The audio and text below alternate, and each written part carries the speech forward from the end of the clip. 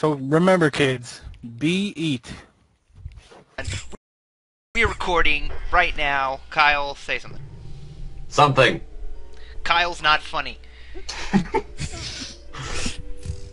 Hello everyone, welcome to Adamant Ditto. It is time for the thing that I've promised you for... How long has it been? I think it's almost been a freaking year since I've promised it now. We promised this? I don't remember promising this. I promised it. Kyle, Adamant Ditto's are you favorite Zelda sure bosses, everyone. Yay. that we promised this? Ricky, you interrupted Kyle I'm sorry. when he was trying to explain what we are doing. Let's explain. Favorite Zelda bosses. apologize. You better apologize, Ricky. Alright, let's stop playing Okay. around.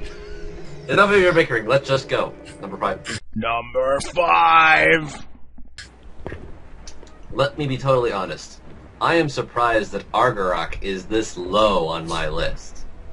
Yes, that's my number 5. It's Argarok from Twilight Princess. Yay. Yay. The build-up to this boss says you sling your way across this dungeon miles above Hyrule with the double claw shots is awesome. And a boss battle where you grabbed and threw an entire freaking dragon to the ground is just oh so satisfying.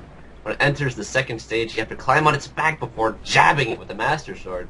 It's every bit as epic as I could have asked for. And as I said before, I find it very surprising that it only landed with a crashing thud at number 5 on my list. Matt, go! Alright, my number 5 is Mulgara from Wind Waker. Mulgara is the boss of the Wind Temple in Wind Waker, so naturally he's a giant sandworm you fight in a pit of sand. Of course. Of course. Of course! You fight him by attacking his tongue with the hook shot, and every now and then he sends out these 3 smaller worm things, and they're really actually harder to fight than him. In fact, that's the bulk of the fight, is fighting these little things. He's just there to look pretty. But this boss isn't talked a lot about by people, and I can understand why, but for one reason or another, it really stands out to me from Wind Waker. Wind Waker is my favorite Zelda game, make no mistake of that. And all the bosses are a lot of fun, but this one stands out, and I don't exactly know how to explain it. It's just I really had fun with it. It's probably because of the hookshot. One way or another, Mulgara is an awesome boss battle. Go, Josh! My number 5. Yep, never mind, go. My number 5 is Mazal. I always really like bosses like this, like Godon from Wind Waker, Bongo Bongo from Ocarina of Time, and of course this guy. I chose him because of the simple fact that when you KO his hands, you have to shrink yourself and go inside his mouth to destroy pillars for some reason. Alright, go whoever. Ricky. Okay. My number 5 is GOHT from Majora's Mask. That's right. Now, no boss in Majora's Mask do you have to fight more times than GOHT because of the fact that he makes spring arrive in the mountain village, which you need to arrive in order to do half of the side quests in that game, including the really long and annoying frog side quest. It makes sense that they would pick the most fun boss in the game to be the one that you have to fight multiple times. GOHT is an absolute blast. You get to roll around in the Goron mask and attack him and dodge bombs and pillars and stuff. And now rolling around in the Goron mask is fun in itself, but chasing a crazy robot goat around a big circular room, that's pretty awesome. Fuck you! That's my number 5. Go, Don, go! This is like a game of popcorn, Adamant Ditto style. That's what I was thinking. I love popcorn. I really like the bosses in Phantom Hourglass, and the one that has stood out the most for me was those ghost sisters, that you have to help out. Like you don't know they're ghosts, like trying to kill you and shit at first. You like escort them, and the escort missions are awful. And then it turns out they want to kill your ass, and then you play a game of tennis with them, and that's classic. I love the tennis Playing bosses. tennis with people who try to kill you? Yeah. With dead people who try to Hell, kill you. Mario does it on a regular basis, so why not Link? You wrote down Diabolical Cubist Sisters, is that their name? Yeah. Yes. I just want to say real quick on top of that I only made it halfway through Phantom Hourglass, and they were my favorite boss. So, nice pick, Don. Thank you. Alright, moving on to number 4. Let's go, Kyle. Number 4! Back to me? Sweet. Back to you, and then All you right. get to pick whoever goes next, because it's popcorn. Okay. Making his way into my list is Ganondorf himself, but not just any form. The form. Ocarina of Time Ganon. This form of Ganon is the apotheosis of terror in my book, as he emerges from the rubble of an entirely destroyed Hyrule Castle just after you've defeated him already once.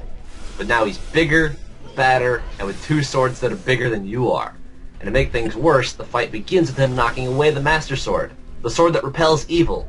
You are screwed. What makes him the number 4 boss for me is he carries the entire weight of the whole game on his shoulders, and he does this extraordinarily and terrifyingly well. Ricky. Speaking of Ganon, my number 4 pick happens to be Phantom Ganon from Ocarina of Time.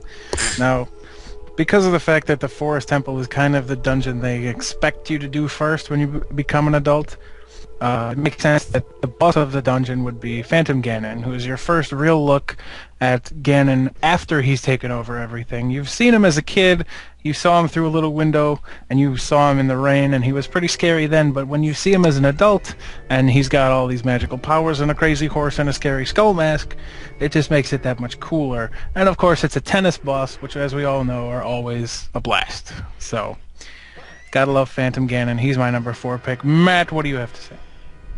My number 4 pick is also Phantom Ganon. It's Great minds. easily my favorite boss. Yeah, they're kind of creepy, huh? It's my favorite boss from that game. It's such a damn creepy boss, for one thing. It's your first time that you run into Ganondorf in that game, as Ricky said. And, you know, you come in contact with him, and all of a sudden, him and his freaking horse start floating. I mean, that's kind of a big deal. And then having him come out of the different paintings makes for a really interesting boss fight, and it's one of the standout moments in the whole series for me. It even hints at how you fight Ganon in the end, you know, with the batting the stuff back and forth. It's an epic boss battle, and I really like it a lot. And let's see what Don has to say. Well, just like you guys, my number 4. We didn't plan this, I swear.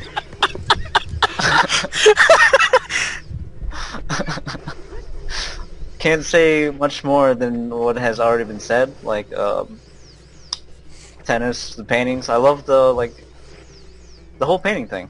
It reminded me of Mario 64 in a little bit. You know? Even though you don't jump with the paintings.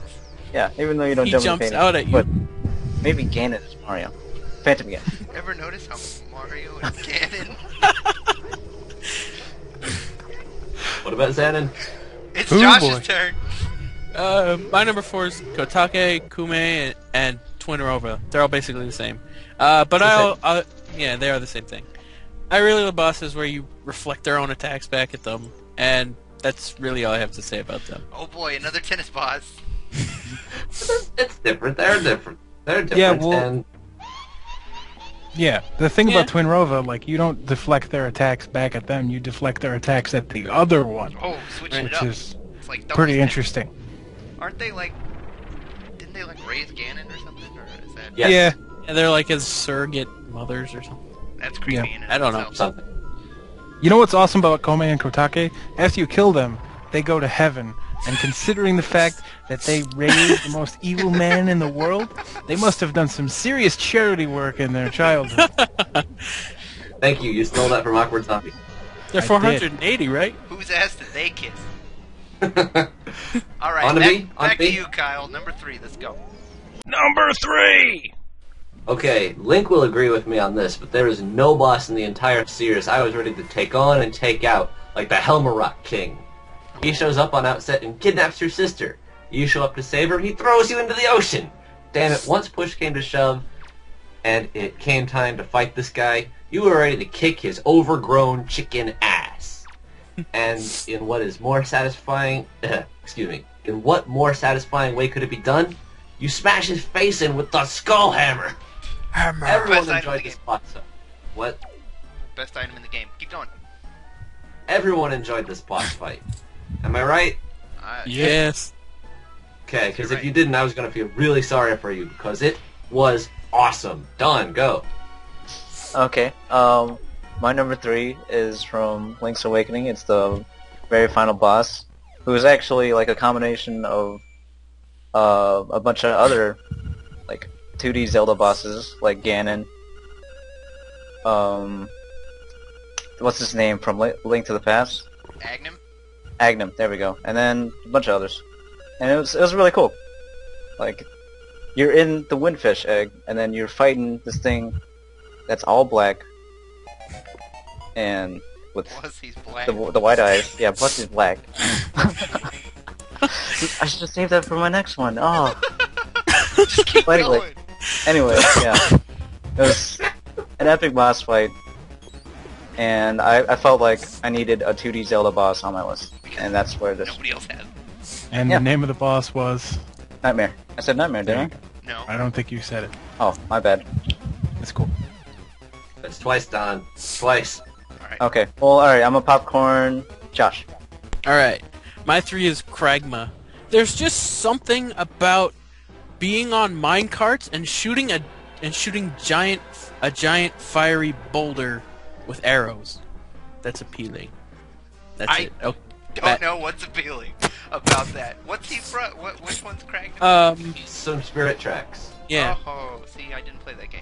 You gotta That's why you explain don't know it. That's why gotta you don't explain know. how you fight That's- it, man. Hey, listen. Kragma was freaking awesome. Josh is absolutely right about this. Okay. Is it my turn? Yes. Josh, were you still speaking? Wait, No, Josh, I was wait, you can't just be like, "This is my turn, yeah." Well, Maybe Josh he said, didn't want to pick you. Okay. He said my here we name. go. But he said my name. I'm just go. It's cool. Alright, well, it's not like it matters. We already talked about this one. Number 3 is GOHT from Majora's Mask.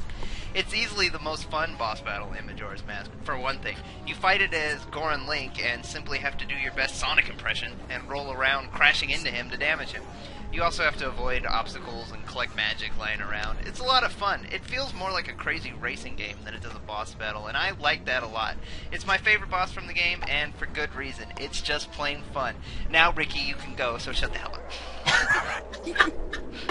Speaking of bosses that we've already talked about, my number 3 is Argorok.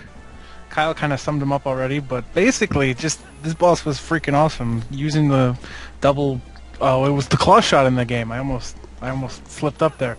Using the claw shot to like climb up this flying dragon shadow with a Colossus style made you feel huge. There's not really a Zelda boss like it that I can think of where you actually have to scale the boss itself to kill it while it's flying around and trying to shake you off. Warfield. Okay, thanks, man. You ruined this whole list for me. You threw off his groove. Sorry. I don't even. Yeah. Come on, Ricky, keep going. Maintain. Argorok is cool. Go Kyle, Kyle. Alright, Kyle, it's your turn. Oh my gosh, it's back to me. Number 2. Okay, surprise entry. I only just finished Spirit Tracks and was entirely surprised to have this much fun on a handheld Zelda. And no, it's not Kragma. Kragma was awesome, Josh, but listen. Skeldritch is where it's at. Skeldritch constantly kept me on my toes as he fired enormous rocks and lasers at me. You can get... Also, for him, you have to use one of the most fun Zelda items ever, the Sand Wand. If I had played this game when we were making our Zelda items list back in 2010, Sand Wand would have been up there, man. But you gotta catch the rocks, you can trip them up, do all sorts of fun shit. And Skeldritch was one of the few Zelda bosses who is unrelenting. He may be a little high on my list on account of being on the most recent game I played, but you know what? Just like the game he's in, he was really fucking fun. Don, go. Alright. My number 2 is Shadow Link. And I was a little bit surprised. Actually, no. Never mind. Let's cut that out. Okay. Michael Jackson, the experiment. Well, anyway, Shadow Link was awesome, and I'm actually specifically talking about the one from Ocarina of Time. I know he's in Zelda 2, and he essentially does the same thing, but my memories are from Ocarina of Time.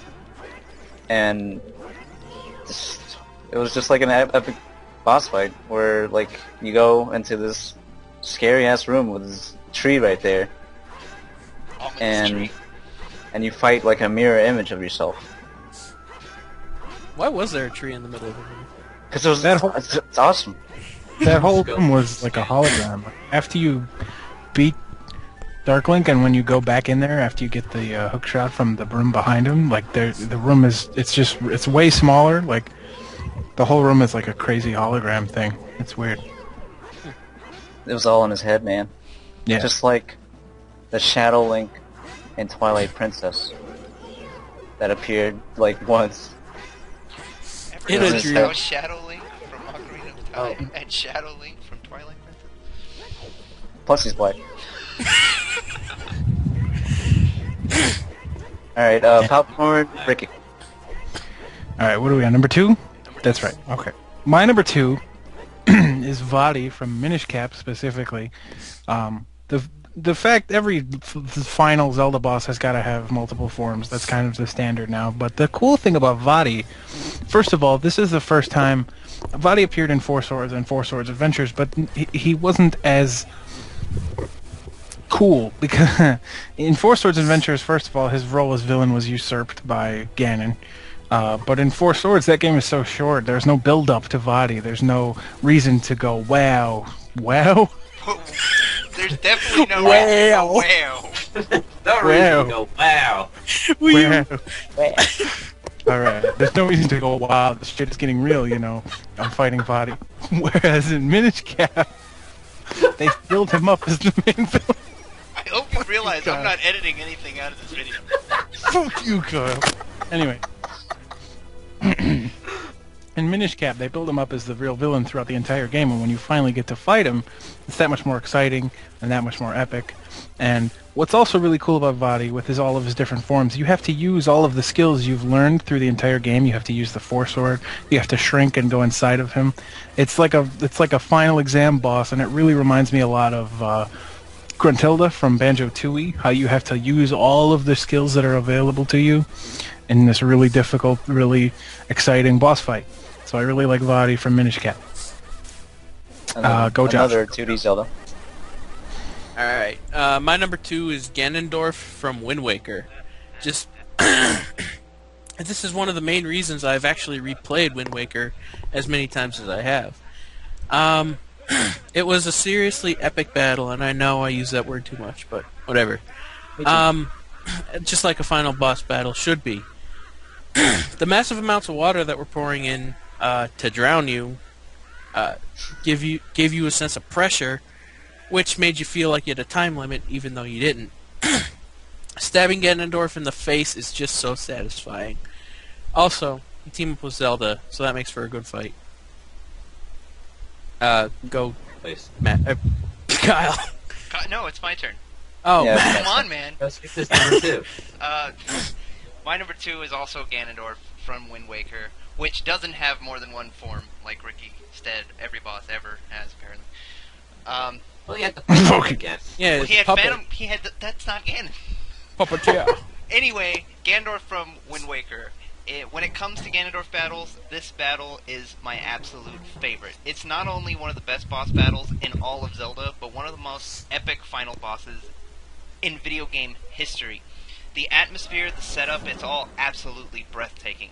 It's not a very long battle by any means, but it has you on the edge of your seat the whole time. Ganon swinging his blades around this relatively small platform, and there's water coming down everywhere. Zelda's shooting her arrows. You have to reflect them at Ganondorf, and you do that a few times, and at the end, what happens? Link stabs Ganondorf in the fucking face. Right through the face. It's such an epic battle. It's so climactic, and it remains one of my favorite bosses of ever. It's so much fun. It's so good. I love Wind Waker. Fuck, let's talk about that. Or is it time for number 1? I love it. Yeah, it's time for number 1. It's time for number 1. Number 1! And I'm wondering why this guy hasn't been on your guys' list, so what I'm going to do is I'm just going to assume that somehow all of our number 1s ended up being the same one.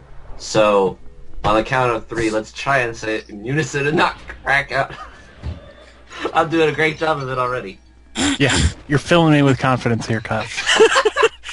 I don't know what Okay. you're talking about. Okay. Alright, Adamant Ditto's number one, his favorite Zelda boss of all time is 1, 2, 3, Star-Lord. Star-Lord. That worked wonderfully. Well, who cares? It truly is topspin. Oh my gosh, now we're actually improving. We don't know what we're doing. Hey man, Star-Lord. Star-Lord's the best boss. That's hands down. Okay, he's the most fun. It's the most creative boss battle, I think, in any Zelda game. Say what you Mostly want. because it's a fun and exciting item, the spinner. Yeah, man. Yeah. Say what you want about Twilight Princess. Okay, maybe it didn't live up to all that hype, but for one shining moment in that game, the Zelda series did something truly different and made a really creative boss battle. Not to Well, mention the other thing about Stellar that's awesome is just when you think you've killed him, he comes back as a giant floating fucking head, and then you have to do a whole nother second phase of the boss battle that's even more fun than the first phase. Jumping from Because- rail to rail like that. Yeah. First, it's just circling around and having Doing some dodge Tony Hawk versus shit. zombies. Exactly. You Yeah. damn it, get off my couch. Hordes of... Star-Lord commands hordes of zombies. That's awesome as well. Well, yeah, but Yeah. that's not the part that makes the boss fun. I mean, jumping. No, from you're rail right, to it is rail, the- that's the shit right there. It is the rails that make him the most fun. Star-Lord is easily the most fun boss battle. Yeah. I think he's also the coolest, to be honest. Well, he is. He's one of the biggest. I don't think he's the biggest Zelda boss, but he's pretty huge, which also makes him cool. Being Absolutely. Being big makes you cool. Yeah. That's right. I should know. He's black. And Josh, you're Not really. and just a boss that you beat using top spin is pretty freaking hilarious. Yeah. It it really is topspin. Yeah. As I said. Well, anything else that we have to add, folks? I hope- don't know. This This has been an awesome Zelda list. unfucking I certainly hope that you do not edit our laughter from the list. I'm not editing anything Professional. out, man. Like Dawn saying, edit that out, staying in. It's Ah. gonna be in there. And you talking about him saying edit it out, you'll leave that in too? Yeah, it's all staying in there. Michael Jackson needs weird. This is going to be the best time ever to say, wow.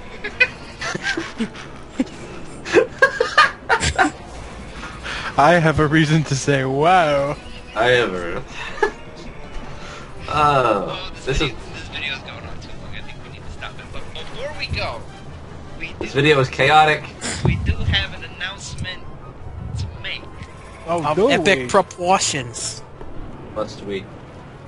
Yes, we must. We have just today created the Adamant Ditto forum. It's gonna be great. Everybody sign up. It's in the section down below.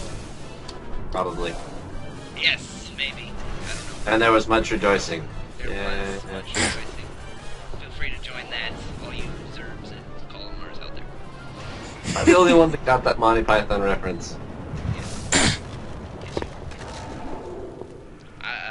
I think it's time we go. Bye, guys. Bye. Like it's-